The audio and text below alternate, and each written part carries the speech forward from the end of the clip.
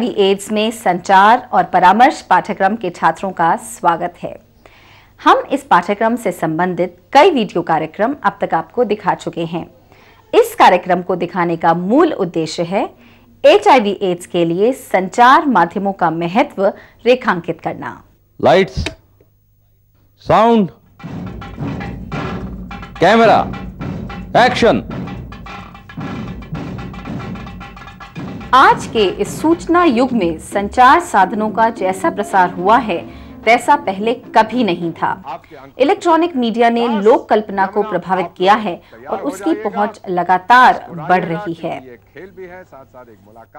अब तक के लोकप्रिय जन माध्यम रेडियो का स्थान टेलीविजन तेजी से ले रहा है और इंटरनेट भी कम से कम कुछ शहरी इलाकों में स्पर्धा में ऊपर आ रहा है। इसके साथ ही मीडिया के अन्य विभिन्न स्वरूपों जैसे समाचार पत्र, पत्रिकाएं, पर्चे, पब्लिक होर्डिंग के भी अस्तित्व साथ साथ बने हुए हैं। लोगों का ध्यान खींचने के नए नए तरीके सामने आ रहे हैं। जन शिक्षण अभियान ज्यादा से ज्यादा लोगों तक पहुंचने के लिए इन माध्यमों का प्रयोग कर रहे हैं। सूचना का यह विस्फोट बहरहाल जन समुदाय के रुझान और व्यवहार को बदलने वाली जागरूकता सुनिश्चित नहीं कर पाता। व्यापक सांस्कृतिक एवं भाषाई विविधता वाले हमारे देश में व्यवहार परिवर्तन के लिए संप्रेषण का कार्यभार बहुत जटिल और चुनौती भरा है। यह काम और भी मुश्किल और चुनौती भरा हो जाता है जब मामला एड्स का हो।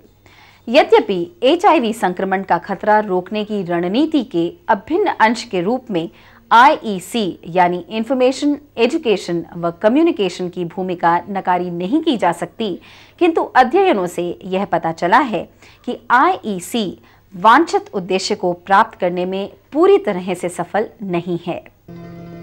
इसका एक प्रमुख कारण यह है कि अधिकांश लोगों का अब भी ऐसा विश्वास है कि HIV एड्स जैसी बीमारी व्यक्ति के कर्मों का फल है। Yes, this is true, and unfortunately, this is a common impression amongst our people. ये बिल्कुल सही है। दुर्भाग्यवश प्राय लोग ऐसा समझते हैं कि एड्स जैसी बीमारियां भगवान का श्राप है या फिर पूर्व जन्मों के पापों का फल। Even today, the government of India, लेकिन आजकल सरकारी, गैर सरकारी संस्थाएं, सामाजिक एवं शैक्षणिक संस्थाएं लोगों को यह समझाने का प्रयास कर रही हैं कि एड्स का कारण एक वायरस है। ऐसे प्रयास विभिन्न क्षेत्रों में, विभिन्न भाषाओं में, भिन्न भिन्न प्रकार के लोगों द्वारा किए जा रहे हैं। मूलतः यह बीमारी हमारे आचरण से संबंधित है, लेकिन इसे समझने के लिए जरूरी है कि लोग उन संदेशों पर गौर करें जो उनके पास पहुंच रहे हैं। तभी लोग इस बीमारी के मूल कारणों को समझ पाएंगे, जो उनके आचरण में उन्हें मदद करेगा। ये बहुत ही दुखद है कि हमारे पास ज्यादातर लोग काफी देर से पहुंचते हैं और तब तक बीमारी इतनी बढ़ चुकी होती है कि कुछ भी कर पाना संभव नहीं होता। और इसलिए हमारे देश में एड्स से बचाव का सबसे कारगर हथियार है जानकारी, क्योंकि जानकारी ही लोगों के आचरण में बदलाव ला सकती है। एक ओर अशिक्षा की भूमिका है तो दूसरी ओर विविधतापूर्ण सांस्कृतिक पृष्ठभूमि और सामाजिक मान्यताएं मीडिया चयन और संदेश को प्रभावित करती हैं। एक प्रशिक्षक अथवा संप्रेषक को संदेश, माध्यम व जन के जटिल संबंध समझने की जरूरत होती है। यह सही है कि प्रेस, टेलीविजन और सिनेमा जैसे मास मीडिया व्यापक जन समुदाय को संबोधित करते हैं, लेकिन फिर भी ये लक्ष्य समूहों की विशेष जरूरतें पूरी नहीं कर पाते। ये बुनियादी रूप से एक तरफा संप्रेषण है। जन समुदाय के भावनात्मक एवं नैतिक क्रिया, प्रतिक्रिया तथा प्रभावों को अपने में समेट नहीं पाते हैं। IPC यानी इंटरपर्सनल कम्युनिकेशन की एक संप्रेषण रणनीति के रूप में बड़ी उपयोगिता है। लोगों को किसी कार्य के लिए प्रेरित करने में आमने सामने संप्रेषण सर्वाधिक प्रभावी होता है, क्योंकि सुदीर्घ नेत्र संपर्क सूचना एवं ज्ञान के भावनायुक्त संप्रेषण को सहज बनाते हैं। जन माध्यम और समूह माध्यम के अनेक विकल्प सुलभ हैं, जो कम खर्चीले हैं और लचीले रूप में विशेष लक्ष्य समूह की जरूरतों और सांस्कृतिक आस्थाओं का समावेश करते हैं। उदाहरण के लिए ऐसे जन चेतना अभियानों के लिए नुक्कड़ नाटक बहुत लोकप्रिय स्वरूप सिद्ध हुआ है।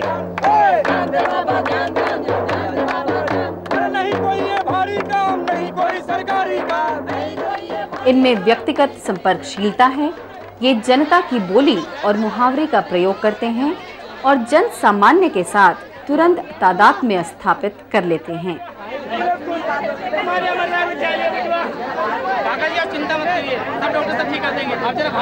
इनमें कथा का तत्व मिलता है, जिससे जनसाधारण स्वयं को जोड़ पाते हैं। संदेश पहुंचाने के लिए यह लोक गीतों और बैले का भी प्रयोग करते हैं। तू मत जा, तेरे को कौन बोल रहा है? सुन ले। हाँ सुन लियो। जा रहा सावधानी नाल जाई। उसमें सावधानी क्या, तू लेके चल यार। उन्हें की समझाओ, जो ले जा उठे मर कर मुंह काढ़ा उठे जाके। ये क्या हो गया जी? बहुत रोकिया सी, मैं बहुत रोकिया सी। क्या हो गया तुम्हें बापू? मैं क्या जी, मैं बहुत रोकिया सी। कमाने के लिए कहता था तेरे लिए साड़ी लाऊंगा, लिपस्टिक लाऊंगा। मैंने बहुत रोकिया सी, मैं क्या गंदी जगह होंगी ना, मन नहीं आई। अनौपचारिक नाट्य विद्या के रूप में बहुत कम साधनों के साथ नुक्कड़ नाटकों का मंचन किया जा सकता है। इसका अंतरंग और सरल स्वरूप नाट्यकर्मी और दर्शक के बीच विभेद तोड़ देता है। परिणाम स्वरूप दर्शक भी नाटक में उसकी अंतर वस्तु के बारे में चर्चा में शामिल हो जाते हैं। ऐसी हालत है, क्या तुम चाहोगे? चाहोगे? कभी ऐसा नहीं करो। भाई साहब जोर से बोलिए, हम नहीं चाहेंगे, कभी नहीं चाहेंगे, हम हमेशा इससे बच के रहेंगे। This street play as a means of communication has tremendous potential. संप्रेषण के साधन के रूप में लोगों तक बात पहुंचाने और उन्हें सजग बनाने में नुक्कड़ नाटकों की बहुत बड़ी भूमिका हो सकती है। नुक्कड़ नाटक शिक्षित और अशिक्षित दोनों तरह के लोगों के लिए है। इसमें आप अपने समुदाय के लोगों को एड्स से पीड़ित देखते हैं और यह समझते हैं कि उसे एड्स क्यों हुआ। इस तरह के प्रदर्शन दर्शकों पर बहुत गहरा प्रभाव छोड़ते हैं। सिर्फ 15 मिनट लंबे नुक्कड़ नाटक से, जिसके पात्र लोगों को एड्स के बारे में जागरूक बनाने की आवश्यकता से सहमत हैं, लोग काफी प्रभावित हो सकते हैं। इसका एक कारण यह भी है कि नाटक में भाग लेने वाले लोग स्वयं सामाजिक कार्यकर्ता होते हैं और खुद भी एड्स के बारे में जागरूकता के महत्व को समझते हैं। वो मानते हैं कि एड्स के बारे में जानकारी देना आवश्यक है और यही नुक्कड़ नाटकों की सफलता का राज है।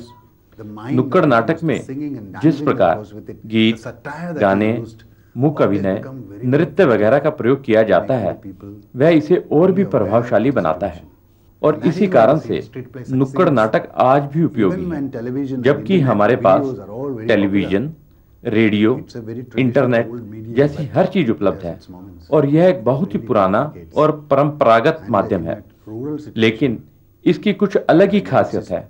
खासकर के ग्रामीण परिवेश में इस माध्यम का महत्व और भी ज्यादा है, जहां हम इस सशक्त माध्यम का प्रयोग कर सकते हैं। पुतली एक अन्य लोक माध्यम है। पारंपरिक रूप में सार्वजनिक स्थलों और गांव के मेलों में इसकी प्रस्तुति दर्शकों का तत्काल ध्यान आकर्षित करती है।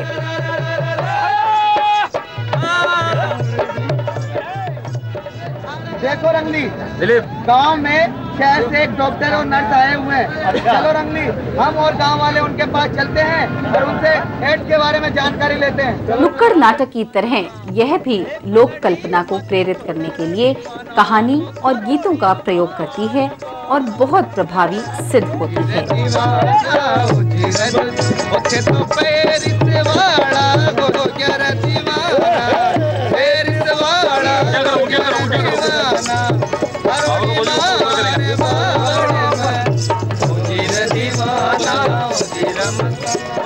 अगर किसी का खून ले तो पहले उसकी जांच करा ले, रक्त की जांच करा ले। हाँ, जब भी डॉक्टर से सुई लगवाएं तो पुरानी सुई को आधे घंटे तक गर्म पानी में उबाले अथवा नई सुई का प्रयोग करें। ये बीमारी छुआछूत की नहीं है। तो क्या है? आप एड्स के मरीज के साथ भोजन कर सकते हैं, उसके साथ बैठकर बातें कर सकते हैं, उसके शौचालय का प्रयोग भी कर सकते हैं। माइम और पैंटोमाइम यानी मूकाभिनय भी बहुत प्रभावी अभिकरण हैं।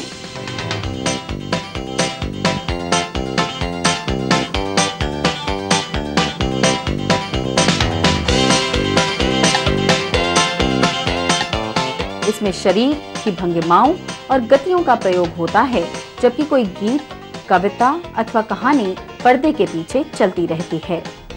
कभी कभी बिना एक शब्द बोले किसी समूची किताब से अधिक शक्तिशाली संप्रेषण यह कर पाती है। अभिनयन के लिए इसे न्यूनतम आधार की आवश्यकता होती है। यह संप्रेषण का बहुत ही कम खर्चीला माध्यम है।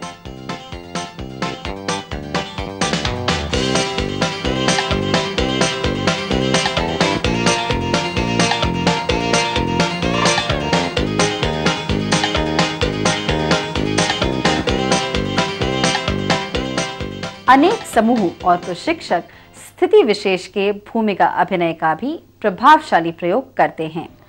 चर्चा एवं विश्लेषण शुरू करने के पहले समस्या को गहराई से समझने के लिए इसमें भागीदारों को शामिल किया जा सकता है।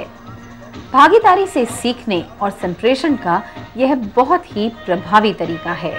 Yes, the one and the one, 2, 3, finish the one. Absolutely, yeah.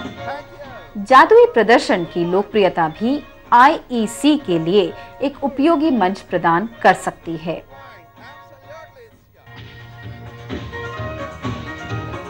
Yes. Oh. Yes, thank you very much. हमें यह जरूर ख्याल रखना चाहिए कि आमोद प्रमोद के माध्यम से संदेश का समावेश करने में संदेश ही कहीं न खो जाए या मजाक न बनकर रह जाए। कुछ नहीं यहाँ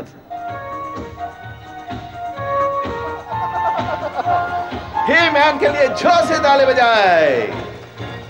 क्या मजा आ गया ना? वंडरफुल ऐसे। ओके। यह बात हमें संदेश की प्रकृति संबंधी एक महत्वपूर्ण सवाल तक लाती है। डर पैदा करने वाली नकारात्मक संदेश देने की पुरानी विधि न केवल निष्प्रभाव बल्कि उल्टे परिणाम देने वाली सिद्ध हुई है। अनुभवों ने दिखाया है कि जागरूकता पैदा करने के लिए मौत का उल्लेख करने वाले डर मिश्रित अभियानों के फलस्वरूप लोग अधिक शक्तिहीन बनते गए हैं। यह असावधान और असंवेदनशील आचरण को जन्म देती है, न कि संवेदनशील एवं सशक्त बनाने का। Communication about HIV/AIDS is involved in all HIV/AIDS से बचाव, सुरक्षा, उपचार, सलाह आदि हर स्तर पर संवाद और संचार की आवश्यकता होती है। policies that are helpful to controlling the epidemic. HIV/AIDS तथा इससे संबंधित यौन आचरण के बारे में लोगों से किस तरह बात करनी चाहिए जिससे कि सुनने वाले की भावना को ठेस न पहुंचे। HIV/AIDS is a difficult topic to communicate about. यह सच है कि HIV/AIDS के बारे में बात करना मुश्किल होता है, लेकिन दुनिया के कई हिस्सों में लोगों ने कोशिश की है कि सेक्स, मृत्यु जैसे विषयों पर लोगों से संवाद स्थापित किया जाए और इसमें सफलता भी मिली है। अब स्वास्थ्य, सेक्स, मृत्यु जैसे संवेदनशील और कई बार निषिद्ध विषयों पर भी लोगों से बात करना संभव हो पाता है। आज से 10 या 20 साल पहले की तुलना में एड्स की बीमारी फैलने के बाद इन विषयों पर बात करना आसान हुआ है। AIDS is obviously a very sensitive issue. It deals with हाँ, सचमुच एड्स एक अत्यंत ही संवेदनशील विषय है। इसका संबंध हमारे नितांत व्यक्तिगत जीवन, यौनिक आचरण वगैरह से है। प्राय लोग इन चीजों के बारे में एक दूसरे से बात करना पसंद नहीं करते और इसलिए एड्स के बारे में बात करना एक चुनौती भरा काम है। जरूरत इस बात की है कि इन मुद्दों पर बातचीत करने के लिए सांस्कृतिक प्रवेश के अनुकूल कार्यक्रम बनाए जाएं।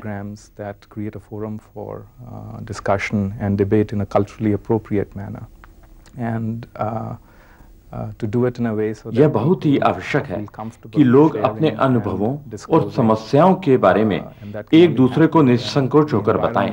यह तभी संभव हो सकता है जब परिवार, समाज और देश का माहौल ऐसा हो जहां इन मुद्दों पर लोग खुलकर बात कर सकें।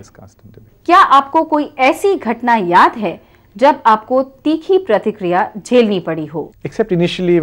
शुरुआत के कुछ दिनों को छोड़कर जब हमने सेक्स शिक्षा और HIV संबंधी कार्यक्रम शुरू किया था, लोगों की प्रतिक्रिया काफी सकारात्मक रही है।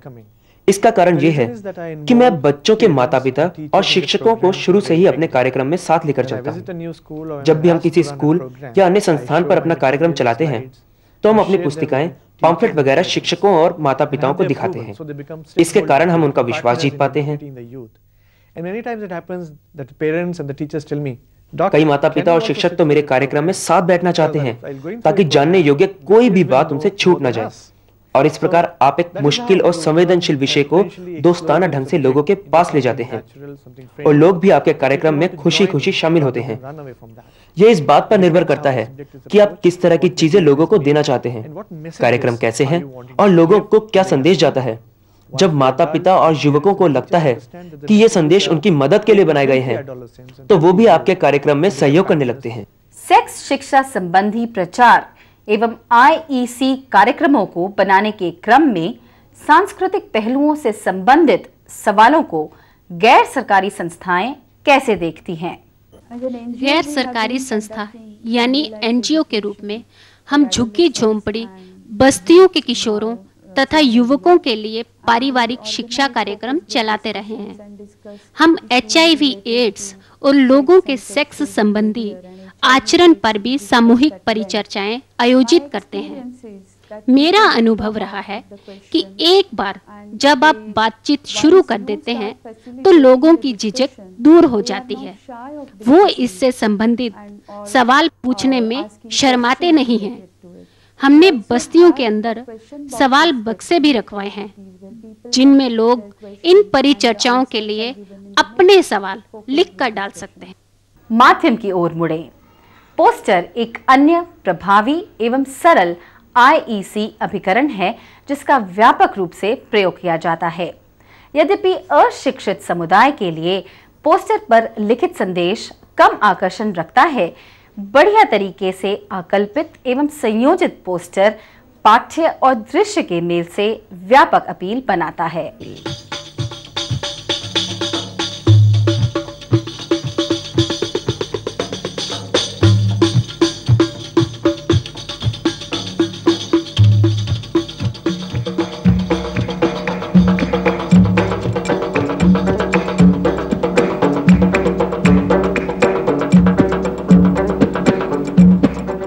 कियोस्क और होर्डिंग पोस्टर का ही विकसित रूप हैं। इसी प्रकार बैनर और दीवार लेखन बार बार ध्यान आकर्षित करते हैं और धीरे धीरे चेतना में बैठते हैं। फोटो भाषा सत्र जागरूकता के प्रसार का अन्य मितव्ययी माध्यम है। कोई कथा शुरू करने अथवा सामूहिक विमर्श चलाने के लिए एक रूप कत्तों यानी कार्डबोर्ड पर ध्यानाकर्षक पोस्टर लगाए जाते हैं। From where did she get this HIV? Might be from the transfusion, blood transfusion or infected needles. 1000 शब्दों की कहानी कोई एक फोटोग्राफ कह सकता है और वांछनीय दिशा में बहस को ले जा सकता है। क्या आपने कभी किसी फोटोग्राफ के लिए किसी कैप्शन के बारे में सोचा है? इसके द्वारा उत्प्रेरित विचार श्रृंखला के बारे में जरा सोचिए तो। फ्लिप चार्ट और फ्लैश कार्ड अपनी प्रेरणा शायद इसी परंपरा से पाते हैं। श्रृंखलाबद्ध पोस्टर जिनके ऊपरी भाग पर व्याख्यात्मक पाठ और टिप्पणियां जुड़ी हों, HIV एड्स संबंधी जागरूकता बढ़ाने के लिए दूसरे बहुत उपयोगी और कम खर्चीले IEC अभिकरण हैं। ध्यान दीजिए, अपने आदमी से पूछिए, अपने आदमी को समझाइए। मेरा कहने का मतलब है जैसे हमारे पति जैसे ड्राइवर हुए या कहीं बाहर आते जाते हैं या किसी औरत से हमारे पति ने अगर गलत संबंध करते हैं तो उनको इष्ट होता है। और जैसे हम औरत के जैसे होते हैं तो औरत गलत है, औरत दूसरे आदमी के पास जाते, तीसरे आदमी के पास जाते, इसलिए औरत के गलत है, औरत की इसलिए रोग होते हैं। कार्टून स्ट्रिप कतरनों व कॉमिक पुस्तकों के साथ भी ऐसे ही प्रयोग किए जा सकते हैं। यह माध्यम नौजवानों और किशोरों के साथ विशेष रूप से प्रभावी होता है, जो उनकी ओर स्वभावतः आकर्षित होते हैं। एड्स संबंधी संदेश के साथ कार्टून स्ट्रिप और कॉमिक पुस्तकों के रूप में संदेश एवं दृश्य सामग्री बनाने के लिए सावधानी और कल्पनाशीलता की जरूरत होती है। उनके बारे में कोई सधी व बधी राय लेकर आप नहीं चल सकते, अन्यथा वे खिन्न हो सकते हैं और उस सामग्री में वो कोई रुचि नहीं रखेंगे। प्रभावी HIV एड्स अभियान की सफलता के लिए कम खर्च वाले IEC साधन के रूप में कार्टून स्ट्रिप और कॉमिक पुस्तकों की व्यापक संभावनाएं हैं। एक अच्छे साउंड ट्रैक के साथ किसी बड़े पर्दे पर प्रक्षेपित स्लाइडों का जादुई प्रभाव सिनेमा जैसे होगा और इसमें शामिल हैं प्रोजेक्टर, ऑडियो टेप रिकॉर्डर और स्लाइड। उनको एक जगह से दूसरी जगह ले जाना आसान है, बस बिजली होनी चाहिए और हमारा अभियान चालू। की नसें होती हैं, अगर वो जरा सी भी फट जाए तो जो ये पानी जिसमें जीवाणु हैं ये खून के अंदर आ जाते हैं। समाचार पत्रिका यानी न्यूज़लेटर तथा पर्चे भी लोगों तक अपनी बात पहुंचाने के प्रभावी तरीके हैं। ट्रक ड्राइवर या देह व्यापार में शामिल लोगों के लिए जिन्हें एड्स का ज्यादा खतरा है, इस तरह के पर्चों और न्यूज़लेटर का प्रयोग किया जा रहा है।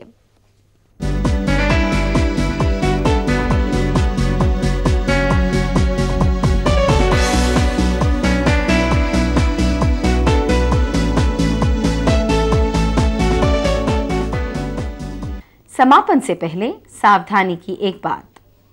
खतरे को कम करने के लिए ना तो कोई एकमात्र संदेश हो सकता है और ना हर किसी के लिए प्रासंगिक एकमात्र माध्यम। इसीलिए मीडिया अभियान की अभिकल्पना के पूर्व यह जानना बहुत जरूरी है कि यह अभियान किसके लिए है। सबसे पहले तो वे लोग जिनका आचरण एड्स का खतरा बढ़ाता है, और दूसरे वे लोग जो इस प्राथमिक समूह को प्रभावित करते हुए सचेतक यानी गेटकीपर का काम करते हैं। किसी प्रभावी मीडिया दखल को सुनिरूपित विशेष लक्ष्य समूह पर केंद्रित होना चाहिए। मीडिया का चयन और इसके विभिन्न प्रकार के संयोजन इसी के अनुसार निर्देशित एवं निश्चित होने चाहिए।